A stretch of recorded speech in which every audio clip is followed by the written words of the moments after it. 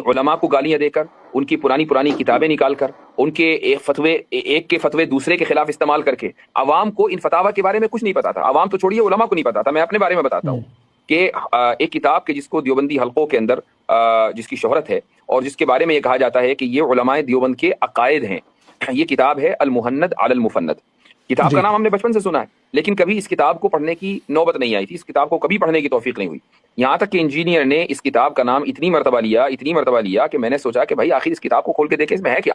तो आप ये देखें कि जिसने जिंदगी पूरी देवबंद में लगा दी हो, जिसकी शुरू से लेकर आखिर तक के दारुल देवबंद में तालीम हासिल की हुई हो, जो अल्हम्दुलिल्लाह बहुत से अकाबिर से जिसका करीबी ताल्लुक रहा हो, उसने कभी मुहन्नद उठा के नहीं देखी, उठाई तो भी इंजीनियर की वजह से। तो क्या ये उलमाए देवबंद के बुनियादी अकायद हो सकते हैं? अच्छा, अब इन लोगों का इस्तिदलाल देखें कितना सफी होता है।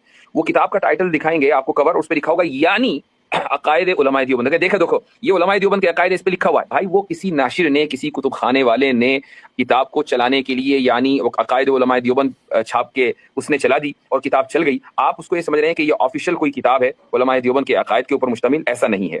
मेरे उस्ताद हजरत मौलाना मुफ्ती सईद पालनपुरी रहीमहुल्लाह, जो दारुल उलूम के साबिक शेखुल हदीस हैं, जिनका इंतकाल अभी कोरोना के दिनों में हुआ 2020 में, वो ये फरमाते थे कि मुहन्नद अलल मुफन्नद, दरअसल जो एतराज सवालात आए थे उलमाए देवबंद में हजरत मौलाना खलील अम्बेडवी के पास, ये उन सवालात का जवाब है।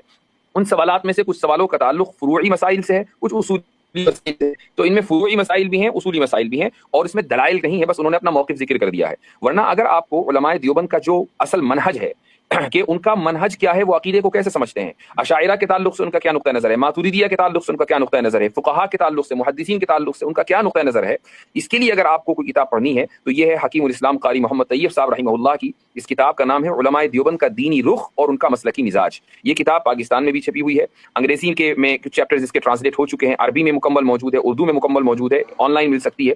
अगर आप उलमाए देवबंद के मसलकी मिजाज को समझना चाहते हैं, जो दरअसल अहले सुन्नत वल जमात का एक्सटेंशन है, तो उसके लिए आपको ये किताब पढ़नी चाहिए।